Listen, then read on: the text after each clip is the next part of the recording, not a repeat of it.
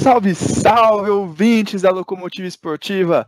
Tá no ar mais um podcast LE e agora é playoffs no NBB, meu querido. Mais uma vez a gente está aqui com o Fábio Toledo, também da Locomotiva, mas hoje a gente tem um terceiro convidado muito especial, participação inédita aqui no nosso podcast. Ele que tem o seu próprio blog, já escreveu para o Bala na Sexta, no Division, no Jumper, Live College, criou o HS Basketball BR, está na LSB Sodier Doces, que é um time da LBF, o equivalente ao NBB feminino, né, se você não sabe ainda. E o cara tem a melhor voz do jornalismo basqueteiro do Brasil. Com vocês, Felipe Souza, senhoras e senhores. Belíssima apresentação. Melhor voz do basquete do Brasil. Me senti extremamente honrado depois dessa. Lucas, prazer, cara. Cara, muito feliz pelo convite. Prazer em falar também com o Fábio. Cara, espero ajudar aí, espero corresponder essa primeira vez. Então, Felipe, antes de a gente começar aqui, eu apresentei já, mas fala um pouquinho aí do seu trabalho, se venda também para o nosso público.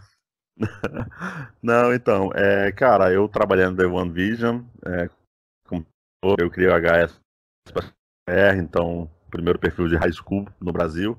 Até hoje tenho ele lá um pouquinho, sendo cuidado como filho, tá lá sendo cuidado. E hoje eu criei lá o Live College junto com o Leonardo Sasso, depois entrou o Rodrigo e o Ítalo. Mas eu entendi que, assim, cara, tem que cobrir o basquete nacional. E eu vi que tinha muita gente boa cobrindo, vocês, o pessoal, o Bala na Sexta, sabe? Entre outros, Café Belgrado.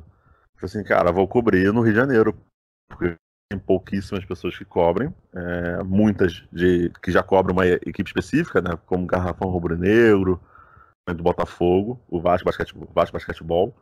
Mas eu falei assim, cara, tem que cobrir o time do Rio. Então hoje eu foco bastante. Meu Twitter é basicamente falando sobre essas equipes cariocas, então Vasco, Botafogo e Flamengo, que jogam na NBB.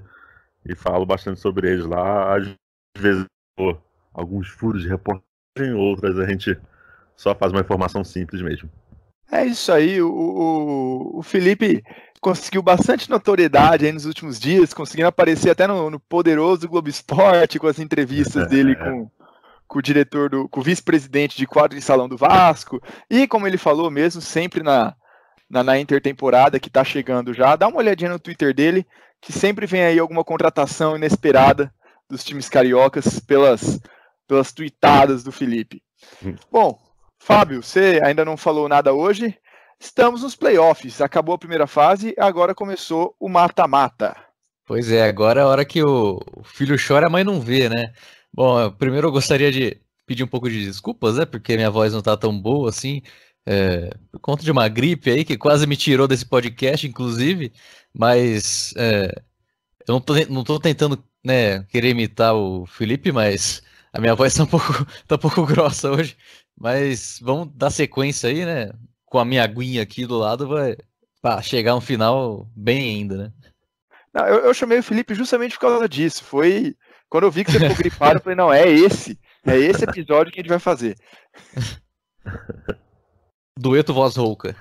Isso. Bom, mas vamos lá. A primeira fase do NBB acabou agora há pouco. A gente está gravando aí na madrugada de terça para quarta. E repassando rapidinho a classificação. Franca em primeiro, Flamengo em segundo, Pinheiros em terceiro e Mogi em quarto, estão no G4 e vão direto para as quartas de final. No grupo do quinto ao 12º, que vão disputar as oitavas a partir do próximo sábado, dia 30, estão Paulistano em quinto, Botafogo em sexto, Corinthians em sétimo, Bauru em oitavo, Minas em nono, Brasília em décimo, São José em 11º, Cearense em 12º, aí em 13º, fora dos playoffs, mas também não caiu, não ficou na zona de rebaixamento, está o Vasco em 13º, e na lanterna, que teoricamente vai ser rebaixado, é o Joinville, que tem a mesma campanha do Vasco, mas perdeu no confronto direto. E assim, as oitavas de final que vão começar agora no próximo final de semana, terão os seguintes confrontos: Paulistano e Cearense, Botafogo e São José, Corinthians e Brasília e Bauru e Minas. Lembrando que ela vai ser disputada em melhor de 3 e não em melhor de 5, para ter um intervalo menor entre o fim da primeira fase e o início das quartas. Filipão, o que você pode dizer aí dessa primeira fase? Teve alguma coisa que te surpreendeu, que te desapontou, além do Vasco, que te desapontou, que te surpreendeu aí principalmente nessa reta final? Olha, surpreendeu a subida do Bauru, né? Bauru, vocês até podem falar melhor do que eu depois, mas o Bauru vinha muito mal, sofreu com lesões. Eu me lembro de ter acompanhado aqui o Bauru de perto na Liga Sul-Americana, e com muitos jogadores lesionados. O Alex estava fora, o Jaú se lesionou de novo, infelizmente. Subiu bastante de produção. O Flamengo também naquela época, se a gente puxar daquela época da Liga Sul-Americana, o Flamengo não estava bem, estava rendendo bem abaixo, torcida a cobrar. O Gustavinho conseguiu impor o seu estilo de jogo para os jogadores, e hoje tá realmente muito consistente essa evolução do Vasco, e o desempenho do Flamengo e a consistência do Flamengo. O Gustavinho andando muito bem. Para mim foram umas gratas surpresas, assim. Cara, o desempenho abaixo era o Minas. Para mim, eu esperava bastante, até pela contratação do Leandrinho. Você sempre espera um pouco a mais, né, cara? Do que a ex-NBA, é sempre um peso maior para qualquer equipe. E não foi tanto assim. Leandrinho com partidas bem abaixo, rendendo muito pouco, errando bastante, oscilando bastante, principalmente no campeonato. Então foi bem chateado. Eu tinha desligado o microfone aqui. Fábio, e seus destaques, tanto negativos quanto positivos, dessa primeira fase? Bom, o meu destaque positivo vai para essa reta final, né, do Brasília, que começou lá na lanterna, né, ficou um tempão lá embaixo, e aí conseguiu despontar, né, a partir do segundo turno, fez um bom desempenho, né, até conseguindo uma vaga nos playoffs. Outra equipe com destaque positivo também, o Pinheiros, né, que ficou bastante tempo na liderança, até no final perdeu ali primeira e segunda posição, mas ainda conseguiu aí seguir e ir direto para as quartas de final. Destaque negativo, além do Minas, né, como o próprio Lipe falou, que um time que tinha o Leozão, né, que vinha de uma boa temporada, o GG jogando bem, trazendo americanos que até prometiam, né, alguma coisa, Leandrinho depois no segundo turno, poderia ter chegado mais longe, né, pelo menos na sexta posição, né, ficou ali naquele bolo e acabou ficando atrás de Botafogo, Corinthians e Bauru. Outro destaque negativo, eu falei um só?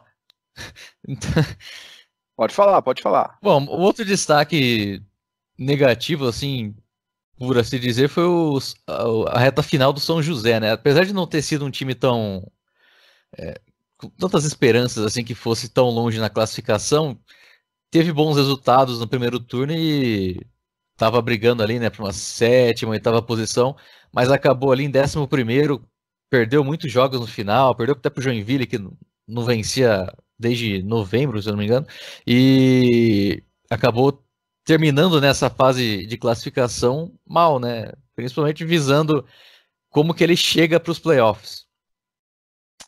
Vamos lembrar que o Pinheiros perdeu por culpa nossa. O Pinheiros estava em primeiro, o Betinho estava voando fisicamente, 2 dias depois ele perdeu para o Franca, o Pinheiros machucou e depois perdeu no final, por quem que ele perdeu também? Para o Brasília. Então a gente zicou bem o Pinheiros também. É bom a gente deixar isso registrado. Desculpa, Betinho, tá? Você não precisa participar. Inclusive, Felipe, toma cuidado nos próximos dias. A gente não tem uma fama muito boa. Acaba acontecendo coisas ruins com quem vem aqui. Meu Deus. Desculpa não ter avisado isso antes. Mas então, a primeira fase a gente já falou em todo essa nossa temporada dos nossos podcasts foi sobre a primeira fase do NBB, Jogo das Estrelas, etc. E vamos falar agora já de playoffs, eles estão batendo na porta já. Vamos começar de cima para baixo, né, do 5º com o 12º, Paulistano Corpore e Basquete Cearense. Na tabela é a partida dos dois extremos, mas vocês concordam que isso se reflete na quadra também? É o jogo mais desequilibrado? A série mais desequilibrada? Fábio? Pode começar. Eu? Acho que sem dúvida, né? Porque levando em consideração as outras equipes, se você for ver essas fases oitavas de final, tem uns confrontos, né, muito interessantes. Mas esse de Paulistano contra Cearense parece, né, o seu que vai ter um resultado menos improvável, por assim dizer, né? Porque o Paulistano brigava ali no G4, né? Era a única equipe que vai para essas oitavas de final que estava na briga por G4 e acabou perdendo, né, alguns jogos na reta final que ficou de fora. Já o Cearense estava na briga ali, até para não cair, né, em certo momento do campeonato, e ainda conseguiu ficar com a 12ª posição. Com certeza, né, o confronto mais desigual, por assim dizer, dessas oitavas de final. É que o Cearense é aquele time chato, né, cara? Ano passado eles eliminaram o Pinheiros e deram um bom trampo pro Paulistano também, pro Paulistano chegar na semi, hein? Foi 3-1, foi 3-1 contra o Pinheiros, depois perdeu por 3-1 contra o Paulistano, naquele jogo, naquela série histórica de torcida batendo recorde no Sarasate, etc e tal. E o elenco... era um outro elenco também, né? É outro elenco, né? Não é aquela coisa, mas tem gente chata ainda também. Tem um Boracini que sempre encrenca, o Sualisson que tá crescendo na reta final, o Curtis, que teve um início aí fulminante no NBB e caiu um pouco de produção, principalmente depois que o Fioroto voltou. Mas eu acho que dá Paulistano também, mas dá jogo, hein? Acredito até num 2-1, quem sabe. O que você acha, Felipe? Você é realmente otimista. Talvez eu seja um pouco pessimista ou racional. Não acho que dá pro Basquete Cearense bater de frente com o Paulistano. Eu acho que o Basquete Cearense vem fazendo uma campanha boa pelo que tem. Lembrando, né, que perdeu o Bial, era uma coisa que não era esperado. Ainda perdeu alguns bons jogadores que tinham na outra temporada, até o Beto, se não me engano, posso estar errado. Então realmente, assim, eu não vejo o Cearense fazendo frente a alguma coisa. Eu acho que o Boracini é muito bom jogador, hoje jogou muito bem contra o Flamengo, por sinal.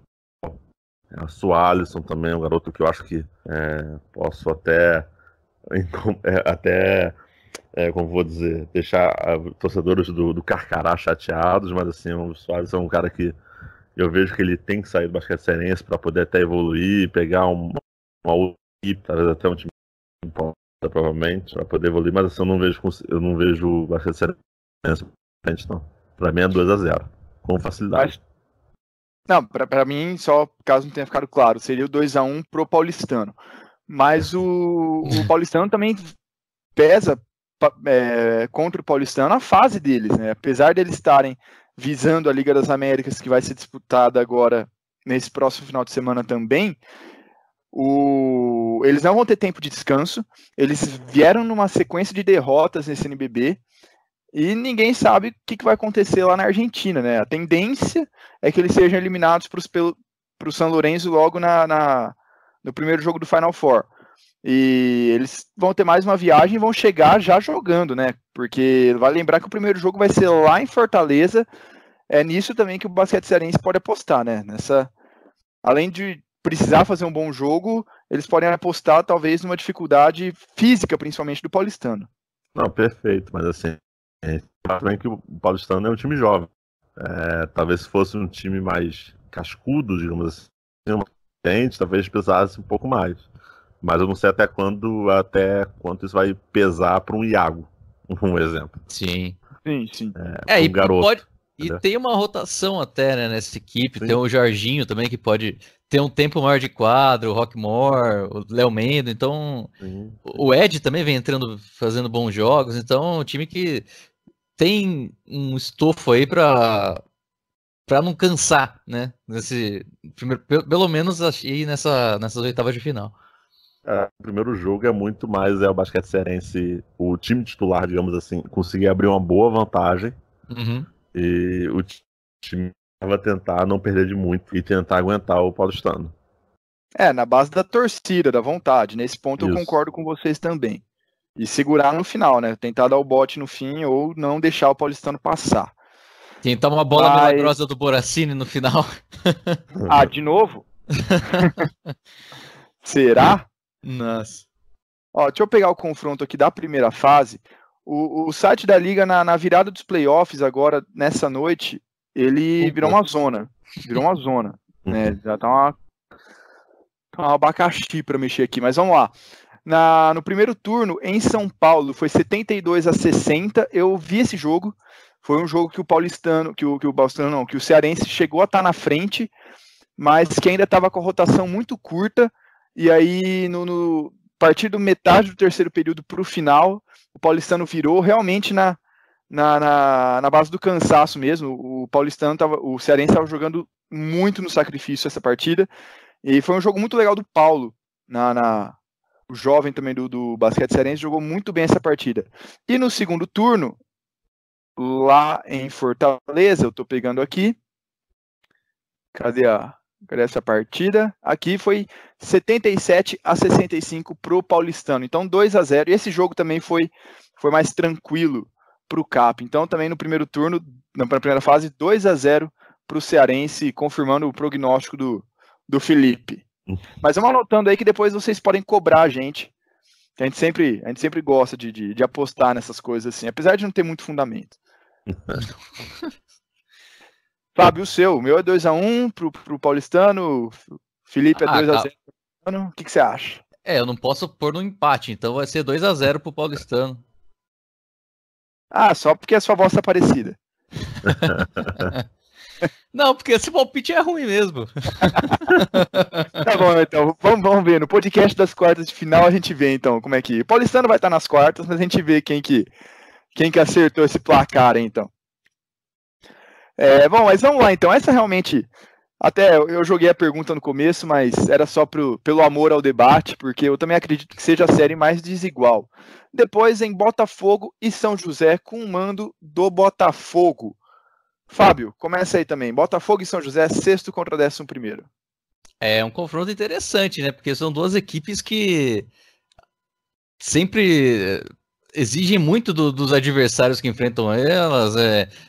Nem sempre o jogo é tão bonito assim de se ver, mas elas jogam de igual para igual, né? Levaram partidas para prorrogação contra times de maior investimento, assim, por exemplo. E vai ser um confronto interessante por conta disso, né? Equipes aguerridas, vamos falar assim, que se enfrentam e vão enfrentar quem na próxima fase? Vai brigar para enfrentar o Pinheiros, né, também. Vai ser um confronto bem interessante, assim, de se ver. Acredito que não tão bem em qualidade, mas eu acho que vai ser um confronto bem legal, emocionante, assim, né? Tanto e principalmente também porque nos dois ginásios, né, são muito legais de se ver. A torcida, pelo menos no Nereu de Moura, tem bastante apreço, né, a torcida do São José. Eu não sei no Botafogo como é que é lá, Lipe. Não, no Botafogo a torcida vai até apoia, mas assim, não é assim um clima muito tão bom. Meio mortinha lá. Só fazendo um parênteses aqui antes de continuar, a gente esqueceu de falar, o vencedor de Paulistano e Cearense pega o Mogi, tá? Que ficou em 4º lugar na primeira fase. Mogi torcendo para basquete cearense. Tá certo ele. Para dificultar um pouquinho também a parte dos palpites, na primeira fase, no primeiro turno no Rio de Janeiro, o Botafogo venceu por 84-74, com um segundo período muito forte, que fez 20-6 no segundo período, praticamente matou o jogo ali. E no segundo turno, já no Nereu de Moura, o São José venceu por 79-72. Também aí com um último período de 10 pontos, o primeiro e último período de 10 pontos de diferença cada um em cima do Botafogo. Bom, a gente chegou no time carioca aqui, que é a especialidade do Felipe. A gente sentiu um Botafogo que se apoiou muito em determinados jogadores, principalmente no começo do campeonato. Ali o Ansaloni começou jogando muito bem. Depois agora o Cauê também. O voltou agora. Tem feito partidas interessantes aí nessas últimas rodadas. Você acha que dá para sonhar um pouco mais alto aí? Quem sabe engrossar numas quartas de final, se passar? O que você acha, Lipe? Não, então, eu até conversando com o Léo Figueiró desde o começo da temporada, sempre quando a gente fala de um futuro, digamos assim, do Botafogo, a intenção era sempre ser melhor do que a temporada passada.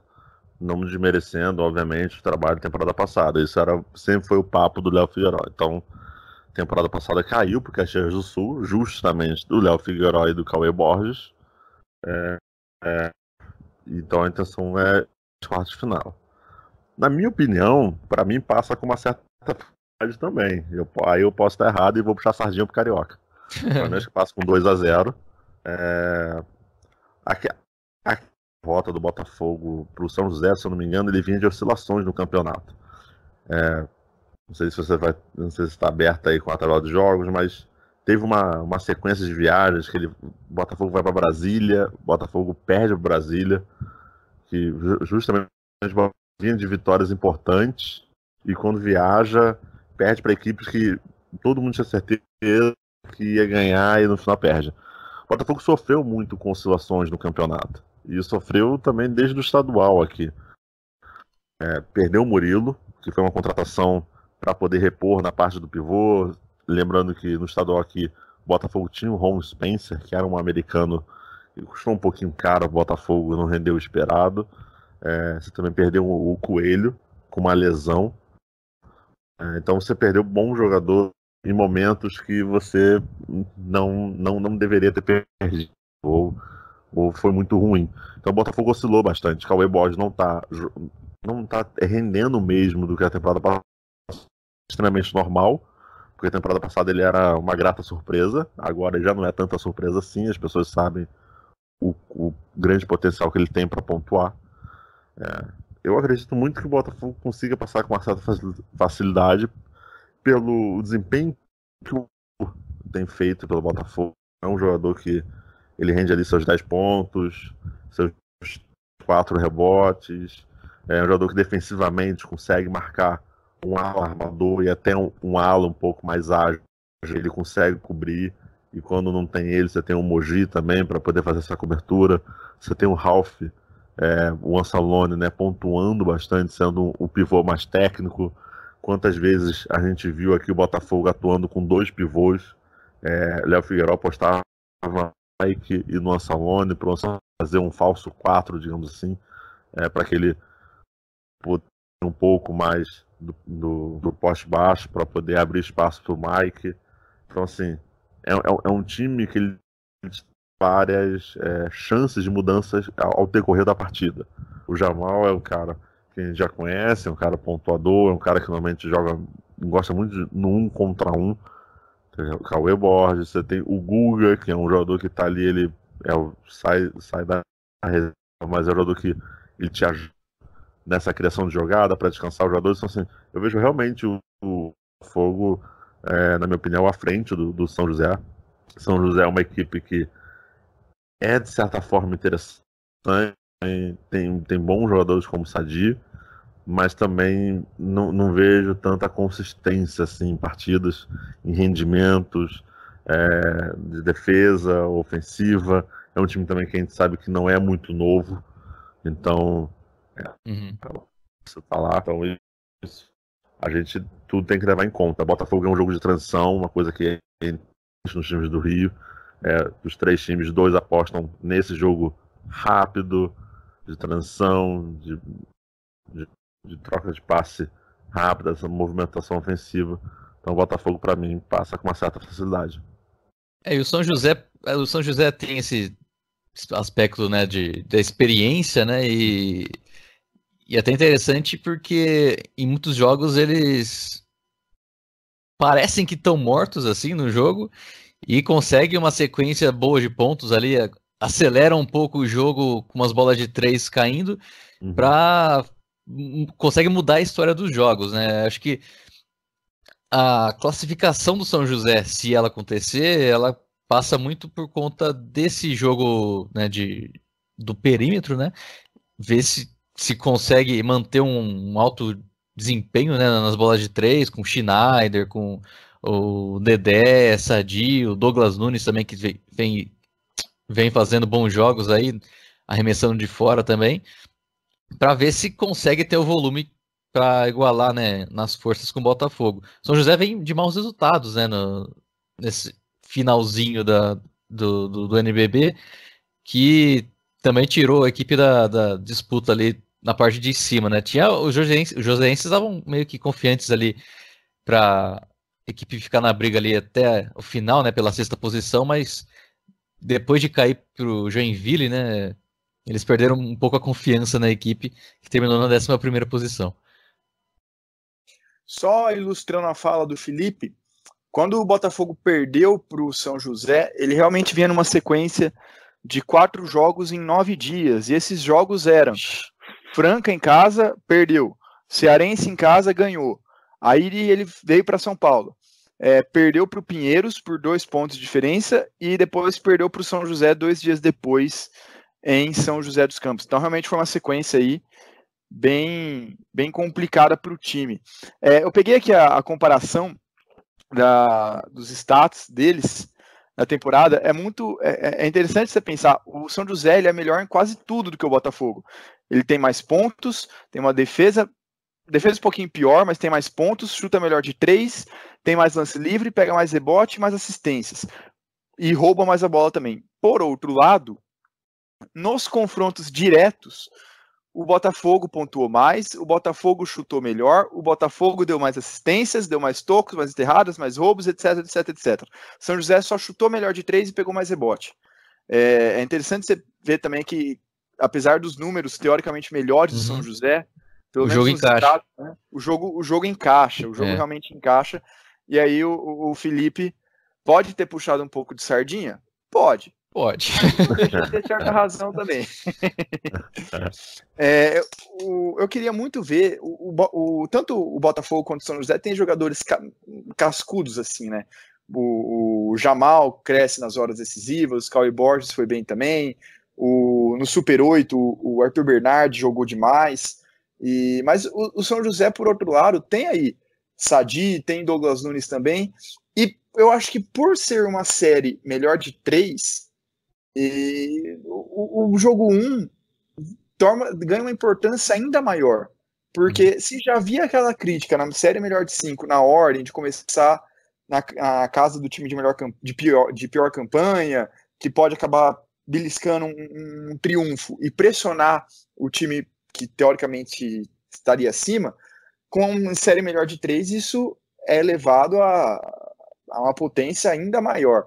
Então, deixa tudo mais imprevisível realmente. Então, uma possível vitória do São José na primeira fase vai deixar o Botafogo 5 contra a parede. E não seria nada improvável, apesar do Botafogo ser teoricamente melhor, São José também não é qualquer time. No meu caso, eu continuo apostando em 2-1 pro Botafogo, mas eu continuo no 2-1. Vocês. Um de cada vez. Vá, Felipe. Não, eu já apostei no 2-0. 2-0, Fábio. Eu já puxei essa sardinha. Eu vou ter que apostar contra vocês então, né? Pra ficar legal isso aí. Vai ser 2-1 São José, vai ter game winner do Márcio Dornelles. Nossa, aí sim. Aí sim. Pra cravar. Eu posso falar uma coisa. A torcida vascaína é feliz se isso acontecer. Com certeza. Mas não sei se você ouviu todos os nossos últimos podcasts, o Felipe. Ele tá falando isso porque ele tem um crush no Sadi. Ele ficou abismado quando o Sadi ficou de fora do Jogo das Estrelas. No final das contas jogou por conta da saída do Flamengo, mas na votação original ele ficou irritadaço porque o Sadi não entrou. Ficou muito puto por eu não ter votado no Sadi também. Ele achou um absurdo eu ter votado no Dawkins e não no Sadi. Você queria votar no Parodi? Eu votei. Com 3 jogos, porra. Eu votei, mas não, aí não. Eu votei, pô. E desde então ele quer o Sadi cada vez mais longe na competição. Tem um pouco disso também aí nessa votação. Entendi. Tá certo. Bom, a gente já falou. Quem vencer esse confronto vai pegar o Pinheiros. Pessoalmente, eu queria ver um confronto entre o Botafogo e o Pinheiros. Por 2 motivos. O primeiro é porque no único jogo mata-mata entre eles, em São Paulo, deu o Botafogo. que foi nesse jogo que o Arthur Bernardi jogou bem pra caramba, destruiu, fez 30 e tantos pontos e acabou com o jogo. E o segundo é para ver uma série melhor de 5 entre o time do Léo Figueiró e o time do Guidetti, que, na minha opinião, se essa série acontecer, quem sair vencedor vai acabar levando o prêmio de melhor técnico, tá? Já também fazendo uma ressalva aqui. No regulamento é dito que as premiações individuais têm que levar em conta apenas a primeira fase, mas nunca é isso que acontece. Sempre leva em conta os playoffs e tal. Aquele MVP do Holloway no NBB 9 foi uma das maiores provas disso e tal. E nessa temporada tudo indica que vai acontecer isso de novo. E é por isso que eu digo que quem sair de Pinheiros e possivelmente Botafogo levaria o prêmio de melhor técnico, na minha opinião. Não que eu acho que tenha que acontecer isso, mas é o que eu acho que vai acontecer. Não, tudo bem. Aí eu já ia soltar o veneno aqui. Já ia soltar o Gustavinho. Fica onde nisso? Não, mas eu não Elinho, sei. fica onde nisso? Não, são principalmente o Elinho, eu acho. Por causa. Não sei, na verdade. Eu não parei pra pensar muito ainda. Não vou emitir opiniões de algo que eu não parei pra pensar muito. Você falou desse confronto do Pinheiros e Botafogo, foi no NBB, né? Não, foi no Super 8. Foi no Super 8, isso. No NBB foi as 2 vitórias do Pinheiros? Acho que foi. Em São Paulo deu Pinheiros e no Rio. Eu não peguei aqui, mas eu vou fazer a mágica do corte na edição e eu pego aqui pra você. Peraí. No Rio de Janeiro. A gente já tá falando das quartas de final, inclusive. Já estamos na 8ª ainda. Não, acho que ganhou sim. Não, é só um parênteses. Acho que ganhou sim. Eu tava nesse jogo, se não me engano. Foi. 91-76. Então 2 vitórias pro Pinheiros no NBB e 1 vitória pro Botafogo no Super 8. Vocês já estão tirando São José das quartas de final aí, ó. Não. Foi você que perguntou. É isso. Alongou porque você perguntou aqui, não vem não. Não, que tudo começou porque você falou que quem ganhasse iria ganhar o prêmio como técnico. Pô, só como convidado, só tô começando. Por mim ficava por aí. Bom, vamos então, só repassando. Pro Felipe 2-0 Botafogo, pra mim 2-1 Botafogo e pro Fábio 2-1 pro São José, com um game winner de Márcio Dornelles. Isso é um detalhe muito importante, que tem que ser cobrado também no final. Bom, vamos lá. Botafogo em sexto, um lugar abaixo vem o Corinthians, que inclusive ganhou do Botafogo na última rodada, agora poucas horas atrás da gravação desse podcast. Corinthians em 7º lugar pega o Brasília em 10º. Vou falar para vocês, por mais que a tabela mostre o Bauru Basquete e o Minas como teoricamente o jogo mais equilibrado, esse eu acho mais imprevisível. Corinthians e Brasília eu acho o partido mais imprevisível. Você concorda comigo, Felipe? Ou não? Sei que não tem nenhum carioca, não é sua praia. Não, concordo. Mas assim, eu acho que esse é o jogo que eu acho que é imprevisível. Cara, talvez pela qualidade técnica. Vai ser um jogo difícil de saber realmente quem vai ser o vencedor. Um dos dois times consegue ser consistente. Nenhum dos dois times você tem certeza que o jogador Y vai conseguir pontuar, sabe, tanto por partida. É muito mais por isso. Assim como o Brasília pode ter, cara, jogadas e uma atuação fenomenal do Nezinho, do Pedrinho Rava, e do Arthur, do Graterol, como o Corinthians também pode ter atuações do Parol, do Tach, entre outros, do Fuller, entendeu? Só que você consegue garantir que eles vão render isso? Você consegue garantir que o Teichmann ele vai pegar 5 rebotes, 7 rebotes por partida? A gente consegue garantir que o Fuller ele vai pontuar, obviamente, mas você consegue garantir que ele vai ser eficiente mesmo para a sua equipe? Eu não consigo garantir se o Nezinho vai render tanto como ele realmente rendeu, sabe, em algumas outras partidas. Ou o Graterol, entendeu? Entre outros. Lembrando que o Zé Guerra, se não me engano, ele tá supostamente, entre aspas, afastado. Não jogou, né, recentemente. Então, eu não sei Eu não sei o que esperar porque eu não consigo delimitar o quanto eles vão render. Se fosse para apostar, e já vou adiantando minha aposta, olha, eu botaria aí 2-1 chorado pro Corinthians, muito por causa do Fuller. Isso que você falou realmente você roubou um pouco da minha fala, né? São dois times que oscilam bastante. Só já adiantando sobre o Graham, a versão que chegou pelo menos até mim, é que ele não jogou porque por atrasos do salário. Vale lembrar que um dos patrocinadores masters do Brasília é a Caixa, e com toda essa política do Paulo Guedes, que interrompeu contratos no meio, não esperou a temporada acabar, fazer esse remanejamento de verbas da Caixa Econômica Federal, atrasou completamente o pagamento para o Brasília. Se você hoje, na última partida, já não tinha logo da Caixa no uniforme do Brasília, não lembro nas partidas anteriores, mas no site da LNB, o nome da Caixa já saiu do Brasília, que agora é só Universo Brasília, não mais Universo Caixa Brasília, mas havia a promessa de pagamento para os playoffs aí para jogar todo mundo, né? O Graham principalmente, que foi o único afastado.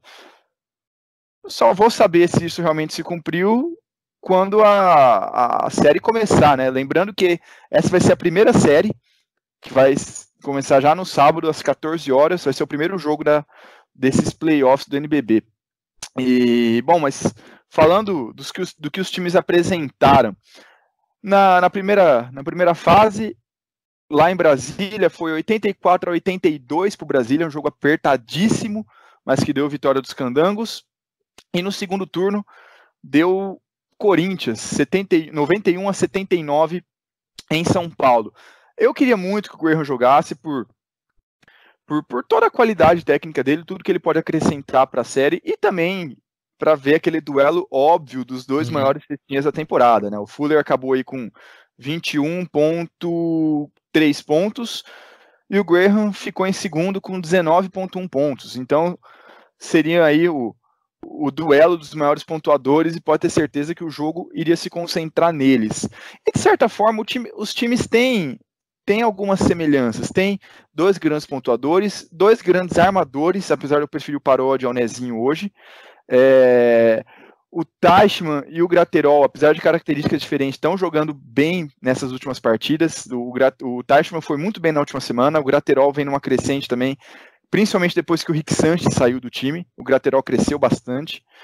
E, cara, vai ser uma série muito legal. São dois times que já fizeram resultados espetaculares e já perderam partidas inacreditáveis também.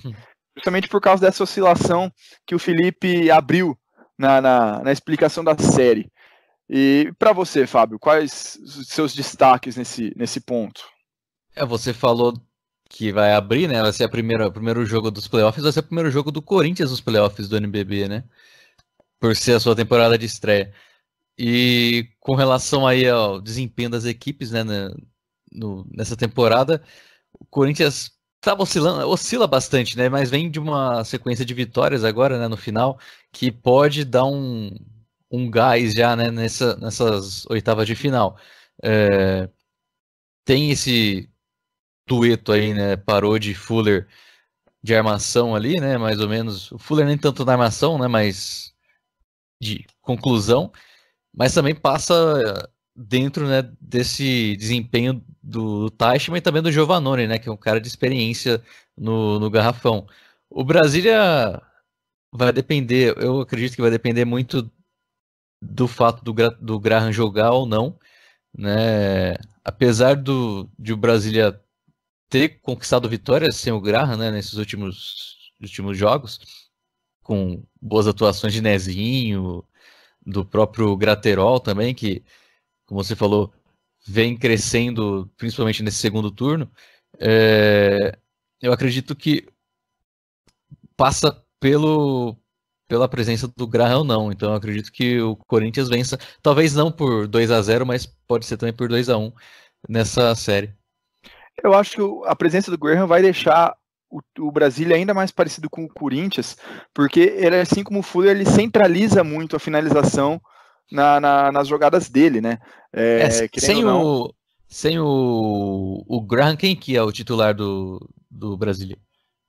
Na ala ali? É. Deixa eu pegar aqui, mas quem tem o jogado... Rafa Moreira, não? O Rafa Moreira tem jogado, sim. Mas aí varia bastante, né? Tem o Luiz também jogou bem recentemente, né? Que ele ficou lesionado praticamente a temporada inteira. Voltou muito bem nas últimas partidas, acho que voltou contra o Bauru, inclusive. Salvo engano, não tenho certeza disso. Mas pegando aqui o time titular de hoje, por exemplo, realmente o Rafa Moreira. Foi Nezinho, Pedro, Rafa Moreira, Ronald e Graterol, ou Graterol e Ronald. O time, o legal desses dois times é que eles tiveram uma narrativa muito parecida também. O Brasília foi montado aos 48 do segundo tempo, como a gente já disse aqui várias vezes, não tinha ninguém no mercado nacional para o Brasília pegar. Os dois maiores nomes do basquete nacional chegaram por identificação com a cidade e com a torcida. O grande tchan do time, eles tentaram buscar na gringa, né, que foi com o Graterol, com o Graham e com o Rick Sanchez. Rick Sanchez já saiu. E no meio da temporada eles puxaram aí o Gui Santos, tiveram o Luiz e o Ronald, que voltou do período de suspensão pelo doping. E o Corinthians não foi montado tão aos 48 do segundo tempo assim, mas começou a treinar muito tarde, teve problemas aí, o Bruno estava na seleção ainda, o elenco se reuniu pouquinho antes do Campeonato Paulista, tanto é que o time começou muito mal, foi a última equipe a vencer no Campeonato Paulista, salvo engano. Foi inclusive contra o Bauru, eu estava nesse jogo lá no Vlamir. E quando parecia que estava encaixando, perdeu o Fischer. Aí veio o Parodi, começou a encaixar de novo e chegou nos playoffs agora. Já até fazendo uma outra ressalva aqui, eu queria dar um pito em todo mundo no Twitter que fala, eu queria muito ver Parodi e Fischer junto. Você nunca ia ver isso, porque se o Fischer não tivesse machucado, o Parodi não ia vir. Isso nunca ia acontecer. Seria muito legal um time com os dois? Seria, mas isso nunca ia rolar. Então o time também precisou se readaptar. E teve, os dois times eu acho que tiveram aí um segundo turno, principalmente o Brasília nesse ponto, um segundo turno melhor do que o primeiro, e dá para falar que os dois chegam numa crescente. E por isso que vai ser legal também ver essa série. Mesmo que o Graham não jogue, tem vários atrativos. Né? Lembrando que quem vencer pega o Flamengo, que ficou em segundo. Então, e aí qualquer vencedor vai criar uma narrativa interessante. Né? Flamengo e Brasília, nos primórdios do NBB, tiveram várias séries históricas, decidiram finais, foram os maiores campeões, os únicos, né? Até o Bauru quebrar a hegemonia. E o Corinthians e Flamengo puxa toda a mística do futebol, do clássico dos milhões, e também tem história no basquete, né? Vale lembrar que o Corinthians tinha time, o Flamengo também, no começo da década, até quando o Corinthians ainda tinha suas atividades no profissional, fizeram vários embates também muito legais, e com certeza isso vai ser resgatado, independente do vencedor. É clássico dos milhões mesmo? Eu posso ter errado, né? Acho que o clássico dos milhões é Flamengo e Vasco, né? Eu posso ter... Isso aí, Flamengo e Vasco. Como é que chama mesmo do Corinthians e Flamengo? Eu confundi, gente, desculpa aí. Agora... Tem um nome que eles dão. Tem. A gente procura, segue de mesmo. Encontro das Nações, Clássico do Povo, Clássico do Povo. Essas são as duas maiores... das Nações é legal. Wikipedia, filho. Porque são as duas maiores torcidas no futebol, né? Então, vai ter essa adaptação. O Corinthians e Flamengo aqui em São Paulo foi, salvo engano, o jogo de maior público, do Corinthians na temporada. Foi 3 mil e qualquer coisa. Só que no Vlamir Marques, que cabe 8 mil, não tinha metade do ginásio ocupado e não parecia que tinha tudo isso de gente. Mas, salvo engano, foi o maior público do Corinthians e foi um vareio do Flamengo. Né? Mas vamos parar de falar das quartas de final de novo. Só repassando aqui, então, os palpites. Fábio, 2-0 ou 2-1 pro Corinthians? 2-1, Corinthians. Game winner de quem, já que você tá nessa onda aí? Ah, vai ser do Fluer mesmo. É ele que decide, pô. Felipe, 2x1 Corinthians. Chorado. eu vou discordar de vocês, então. Eu vou pôr 2-0 Corinthians, só pra ter unanimidade. É. Mas eu não me espantaria se o Brasília passasse também. Apesar do Corinthians, eu acho que levar uma certa vantagem. Principalmente por ter uma regularidade aí de Olha o elenco, muro, né? hein? Nessas últimas rodadas. Ah, tô em cima do muro, é a série mais equilibrada que tem. Olha o muro. Mas eu coloco 2-0 pro Corinthians. Paródia que eu votei no Jogo das Estrelas. Vai jogar bem. e vai fazer diferença, eu acho.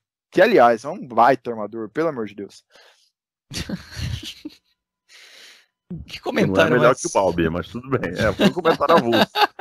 Mas se for pro comentário avulso, vamos comentar o avulso aí. É, pô. Olha, isso tá pano pra manga. Eu vou Não, mas não dá. Não dá. Eu vou juntar num podcast, sei lá, o Beto Miller, que é o fotógrafo do Corinthians, e você, ou o Enéas Lima também, pra falar Balbi contra Paródia, porque, olha, isso rende, hein? Mas rende pra onde? Não, rende. Não, eu fico em cima do... Não rende. Balbi é muito melhor do que o Paródia. Muito melhor? Você põe o muito ainda? Eu ponho muito. Não vou falar extremamente, porque aí não, mas assim, o muito com tranquilidade. Eu não tenho. Eu não tenho essa segurança, não, hein? Eu tenho. Eu não tenho, não. Paródia tá jogando demais, Balbi tá jogando demais também. Fábio, desempatei. Eu vou votar no Sadi. Tá certo.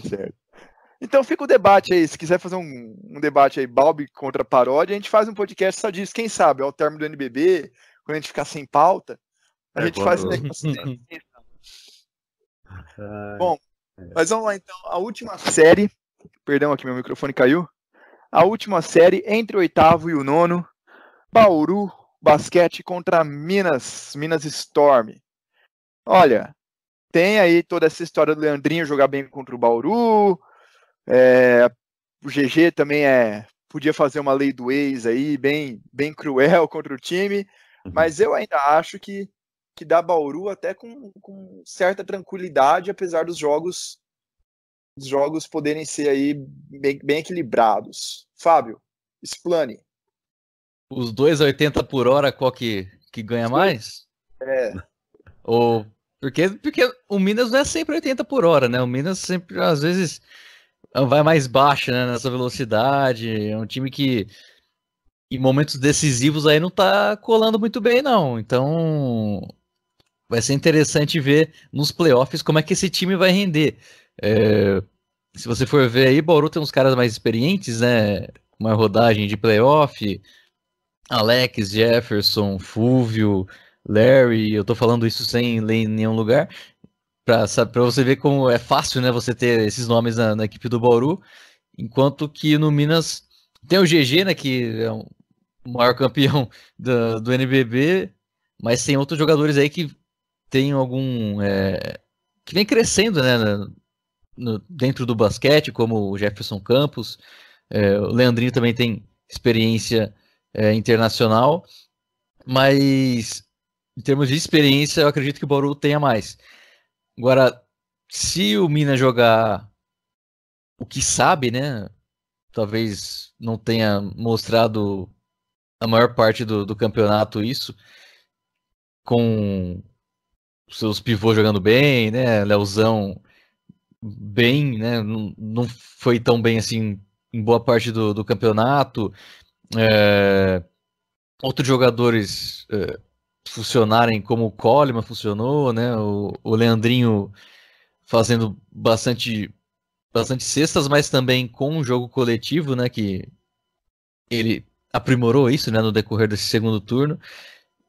Talvez possa ter algum equilíbrio, né? Com relação a esses confrontos, né? Bauru não é um time assim tão confiável para você cravar que ele vai ir tão bem assim, porque já mostrou em alguns jogos desse NBB que pode render bastante, pode até ganhar de equipes que estavam brigando lá em cima, né? Como foi o Paulistano, talvez com a presença de um atleta ou mais, né? Quando estava com alguns desfalques, poderia ter ganho de outras equipes lá de cima. Tinha gente que acreditava que também poderia ter ganho do Flamengo, né, nesse último jogo lá no Rio de Janeiro. Fez um bom jogo, mas é um time que peca por oscilar, né? Tem muitos jogos que não rende o esperado. Hoje mesmo, né, nessa última noite aí contra o Mogi das Cruzes, a defesa funcionou muito mal. Cedeu muito espaço pro Mogi, principalmente no garrafão. Começou o primeiro quarto cedendo o espaço no perímetro e o Mogi encaçapando bola de fora. E quando foi tentar arrumar de um lado, do outro liberou espaço no garrafão. Então é um time que tem oscilando bastante, trabalha muito na defesa, né? A defesa do Bauru é o principal, mas se a defesa não funcionar, vai ser complicado ter algum sucesso nos playoffs. Eu acho que você falou que não teria tanto equilíbrio assim, eu acho que tem sim, se levar em conta esses lados bons e ruins das duas equipes. Só para o ouvinte não ficar iludido, tá? Ele falou todos esses nomes do Bauru de cabeça porque ele acabou de sair da panela de pressão. Que ele tava lá cobrindo o Bauru e Mogi, então tá tudo fresquinho na cabeça dele ainda. Eu esqueci de falar do Fúvio ainda. Não, você falou do Fúvio. Falei? Então tá. Falou. Você não falou do Enzo, do Gustavo, do Lucão, você não falou. Mas o Bauru, ele realmente vem oscilando muito, mas ele tem jogadores que crescem, o Jefferson principalmente, né, que talvez seja aí o jogador que o time mais passe raiva um pouco contra um time pequeno, vai um Bauru e Joinville, o Jefferson não joga tudo isso, aí chega num playoff, o cara faz 30 pontos. Mas eu acho que é nisso que o torcedor bauruense deposita as esperanças, né, no crescimento desses jogadores mais cascudos, que nas partes decisivas conseguem fazer a diferença. E aí... Vira a chavinha. Vira a chavinha, falando principalmente do Jefferson, que... No NBB 9, né, 2 edições atrás, foi o principal ponto de virada, né, porque o Alex, querendo ou não mudou muito, assim, nos playoffs o estilo de jogo e tal. Quem realmente cresceu muito foi o Jefferson na campanha do título, e que muita gente diz que ele deveria ter sido MVP, e tudo mais. Mas é isso, já é outra história para outro NBB, mas eu ainda acho que o Bauru leva uma boa vantagem sobre o Minas. O Minas é um time que talvez eu mais tenha me decepcionado nesse NBB. Porque, sinceramente, e aí, apesar do Felipe ter um apreço aos clubes cariocas e tal, eu já não esperava nada do Vasco, mesmo ali com a montagem, teoricamente, com jogadores interessantes, já não esperava nada do Vasco. Eu esperava muito do Minas, mesmo antes do Leandrinho chegar. Esse garrafão com Wesley, Leozão e Paranhos, e com o GG na armação, eu achava que ia fazer um estrago e não fez. O Jefferson Campos, que para mim é o melhor sexto homem do NBB há algumas temporadas já, não repetiu as atuações. O Coleman rendeu bem, mas o Chebob e o Sam Daniel foram muito irregulares, sabe? O Sam Daniel teve uma das melhores atuações desse NBB, né, que foi aquele jogo contra o Bauru, inclusive, que deu prorrogação e tudo mais, só que em compensação ele já zerou não sei quantos jogos. O Chebob também nunca empolgou, além dele ter errado todas as enterradas no jogo das Estrelas em Franca, o que broxou muita gente. Mas isso não interfere na série, foi só um comentário aleatório também. Mais um. Eu acho o Bauru um time mais pronto, mais bem treinado e com uma defesa melhor. A defesa que você até mencionou que não deu certo contra o Mogi, vem sendo aprimorada desde o confronto contra o Pinheiros. Deu muito certo nos 2 primeiros períodos contra o Flamengo, deu muito certo contra o Joinville, deu muito certo contra o Paulistano aqui em São Paulo também, que eu estava nesse jogo. Falhou contra o Mogi, é verdade, mas eu acho que tem tudo para render frutos contra o Minas, porque com certeza eles vão pressionar muito o GG e o Leandrinho e vão dificultar muito o jogo dos pivôs ali no garrafão. Essa série passa muito também pelo bom desempenho do Lucas Mariano, que vai ter muita gente para ele brigar ali embaixo, mas eu acho que ainda assim o Bauru tem uma certa vantagem, e eu já aposto em 2-0 para o Bauru. Inclusive, antes de passar a bola, rapidão, só repassando aqui os confrontos, rapidão. O primeiro turno do NBB, 81-68 para o Bauru. Lembrando que era aquela época que o Bauru estava perdendo para todo mundo, estava desfalcado de todo mundo e acabou ganhando do Minas. Foi até surpreendente, de certa forma, essa vitória. No segundo turno, em BH, deu Minas por 93-89. Aí, na Sul-Americana, eles se enfrentaram 2 vezes. O primeiro jogo deu Bauru por 75-70 e na segunda fase deu Minas por 67-66. Foi um jogo horroroso. De se assistir, foi muito feio e deu Minas no final. Pode falar agora. Nesse último confronto aí contra o Minas, foi na Arena Minas, né, inclusive, o Lucão, né, acabou não jogando, né, porque ele tava meio que afastado, fazendo treinamento específico, né, para recuperação física, e o time sentiu muita falta, né, de jogadores no garrafão. O Minas praticamente ganhou aquele jogo ali nas bolas com o Paranhos e com o Leozão, né? Então, para você ver como é que é a importância do Lucão para esse jogo do Bauru funcionar contra o Minas também. Porque só tinha o Jefferson e o Marcão jogou super pouco nesse jogo, também teve. E aí facilitou bem a vida do... O que pegaram de rebote não tem... É verdade. Foi você que fez esse jogo, inclusive, né? Foi. Mas e aí, Felipe, como é que você acha que vai ser essa série aí? Então, pra mim é uma série bem disputada. Eu não vejo 2-0 pro Bauru. Acho que o Minas consegue pelo menos uma vitória. Acho que é 2-1 pro Bauru. Eu acho que um ponto que a gente tem que levantar, e acho que até interessante, na minha opinião, pelo menos, é que a maior dificuldade do Bauru contra o Flamengo aqui, esse jogo, o Bauru jogou bem até o terceiro, quarto, se não me engano, acho que foi o último quarto que desandou tudo. Foi justamente a rotação do Flamengo é muito boa, e o time do Flamengo aposta muito em movimentação constante ofensiva. Então você vê os jogadores fazendo múltiplos bloqueios, passando pelo backdoor, abrindo bastante a defesa adversária para poder facilitar justamente essa infiltração com o Biel, com o Derek Ramos. É um bloqueio simples ali do Olivinha acontecendo. Então, eu acho que uma coisa que tem que ser levada em conta é que eu acho que o jogo do Minas encaixa para o Bauru. E eu acho que o Demetrio sabe isso, e para ele também é muito bom. Porque não é um jogo rápido, não é um jogo de transição rápida, não é um jogo que provavelmente o GG vai querer partir para dentro para infiltrar. O GG provavelmente vai fazer aquele jogo arroz e feijão, momentos, claro, o GG é muito bom tecnicamente, mas a gente sabe que a jogada vão passar pelo pick and roll pro Wesley, por jogadas com o Leozão dentro do garrafão, o que já é esperado. De vez em quando o Coleman pode pontuar de 3, e ser uma grata surpresa ali, sendo um jogador que vai chamar um pouco mais. O Leandrinho, eu não consigo cravar que o Leandrinho vai fazer 20 pontos numa partida, infelizmente, pela qualidade do Leandrinho simplesmente não consigo fazer isso. Mas é um jogador que pode ser decisivo, pode decidir uma partida sozinho. Mas eu acho que o estilo do jogo do Minas encaixa para a defesa do Bauru.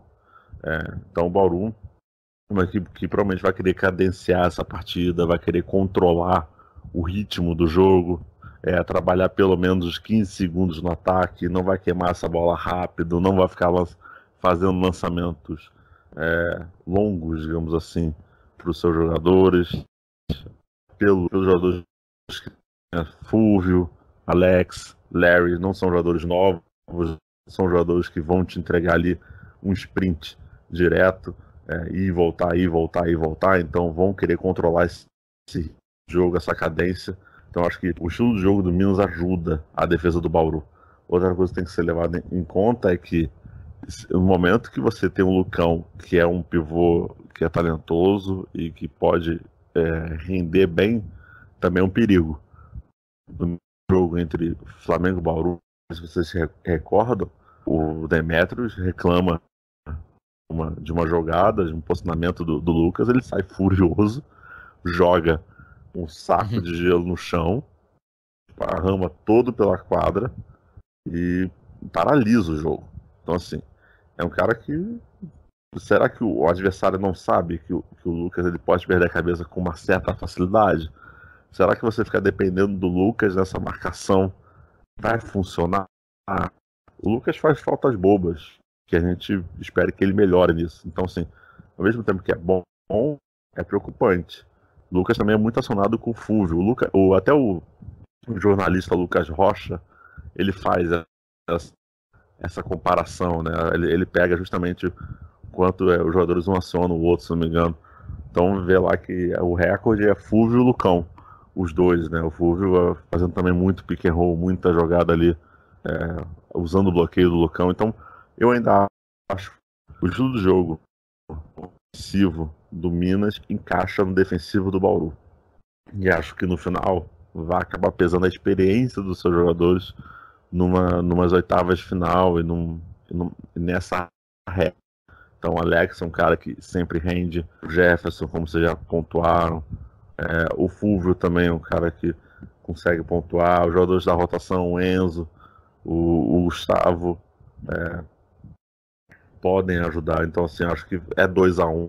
Não acho que é 2-0, não. Acho que o Minas ainda consegue tirar aí um coelho da cartola. Eu acho que essa série, ela realmente passa muito além dos sistemas defensivos, justamente pelo que você falou, pelo Lucão e pelo Coleman. Porque você mesmo mencionou, o Leandrinho vai tentar pontuar de qualquer maneira, o GG vai fazer aquele arroz com feijão. Do outro lado, a gente já sabe mais ou menos o que Fúvio, Larry, Alex e Jefferson vão apresentar. São essas as duas grandes incógnitas, e duas incógnitas que também podem decidir jogo. Porque o Coleman também tem qualidade para puxar uma pontuação, o Lucão também seria a âncora na defesa ali, tanto no garrafão quanto nas dobras, se o Demetrius for repetir a defesa que ele fez, por exemplo, contra o Flamengo, né, de dobrar logo que no caso foi contra o Balbi, mas nesse caso seria contra o GG, logo que o GG passa do meio da quadra já faz a dobra. O Lucão não fez direito contra o Flamengo em vários momentos. Eu acho que passa bastante por esses dois jogadores que, na minha opinião, são as duas maiores incógnitas dessa série. E só que até corrigir, eu falei Enzo, como se fosse o Enzo Caferato, mas é o Cauê Verzola. Mas tem o Enzo Ruiz. Você não errou. Tem um Enzo Ruiz. Tem um Enzo errou Ruiz, mais mas, ou menos. Quando eu falei o Enzo, eu pensei no Enzo Caferato. Tá bom. Mas assim, só o Cauê Verzola também é um cara que pode ajudar. Sim, ele ajuda bastante.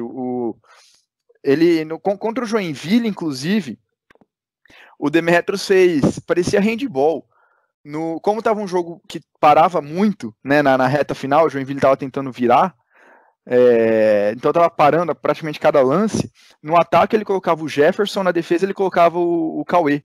Estava parecendo handball, de verdade. Mas o Cauê realmente é muito bom defensivamente, o Larry também. O Fúvio deixa a desejar nesse ponto, mas aí os outros dois armadores acabam compensando. O problema do Bauru é que aconteceu muito isso, de, por exemplo, o Lucão não tá num dia bom defensivamente, e colocar junto com o Jefferson e Fúvio, que mesmo nos dias bons, eles são ruins defensivamente. E aí o Bauru não tinha defesa.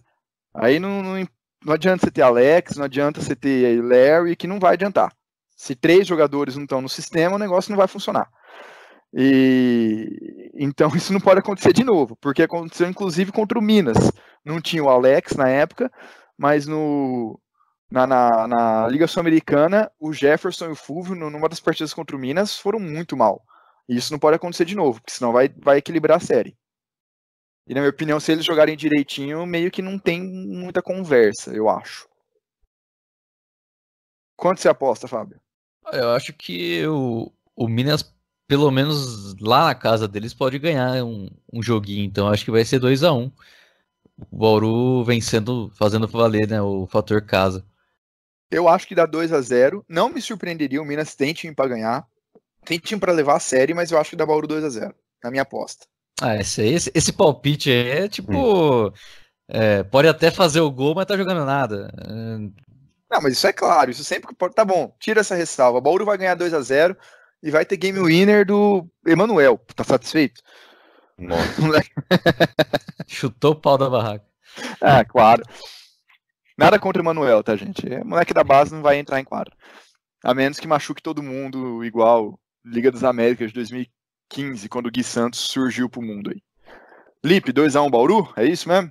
2-1.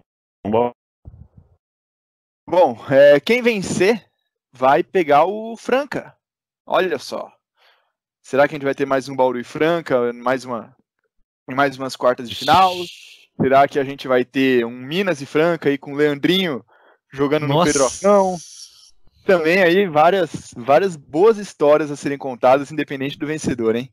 Verdade. E olha... Aliás, Leandrinho jogando em Bauru já vai ser... Foi quando ele tava no Minas ou no Franca que o Caio Kolbe, que era o presidente do Bauru, na época, no Franca, né? Eu não sei se você lembra disso, Felipe.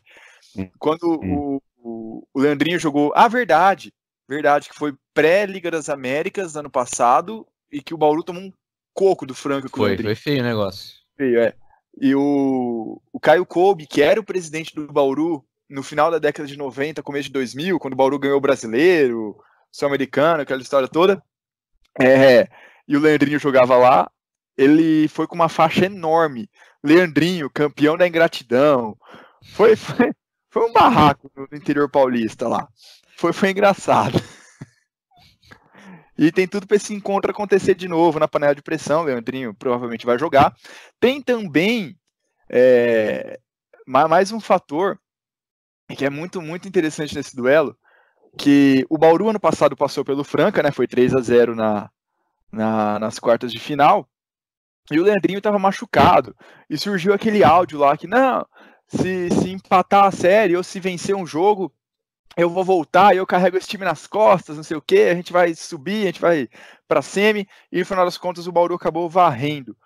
Então vamos ver agora se ele vai pôr o time nas costas e vai ganhar do Bauru. Tem toda essa parte também para acirrar ainda mais a rivalidade. Bom, então, no final das contas, nos palpites aqui, os times de quinto a oitavo ficaram com a nossa preferência, né? Não teve nenhuma zebra nos palpites, teve? Nenhuma, né? O Filipão apostou tudo. Não, nenhuma. De quinto a oitavo, eu também, acho que o Fábio também. Eu apostei no São José. Verdade. O Fábio foi com cultura aí. Tem mais uma coisa que eu queria falar do Minas, tá? É que a gente falou que o time, principalmente eu, né? Falei que o time decepcionou e tudo mais. Eu não vi o encaixe do Leandrinho nesse time, tá? Que seria um time de cadência, com o Coleman ali como o principal desafogo de pontuação. E quando chegou o Leandrinho, podia adicionar ali algumas possibilidades a mais, mas aparentemente não encaixou. Uma crítica que eu fiz no último podcast, que eu fiz com o Pedro Henrique do Laranja Pulsante, foi que o Leandrinho mais uma vez chegou no NBB no meio do campeonato. Eu queria muito ver o Leandrinho desde o começo da temporada em um time. Até o Felipe pode falar melhor disso. Uhum. A diferença do Varejão da primeira temporada dele no Flamengo, que ele chegou no meio, mais ou menos fora de forma, para agora, que ele chegou desde o começo da temporada, é gritante. Tem um Franco Balbi que não tinha antes? Tem, tudo bem. Mas a diferença é enorme. Então eu queria muito ver o Leandrinho. O Leandrinho, dos 9 jogos que ele fez no Minas, perdeu 6 e ganhou 3 só. Foi um aproveitamento de 33%. O aproveitamento do Minas foi bem melhor sem o Leandrinho do que com ele. Então, deu uma travada ali, não encaixou no esquema do Espiga. Né, o Varejão deu uma baita diferença, não deu, Felipe? Não, é enorme. E o Varejão justamente fala isso, né, direto.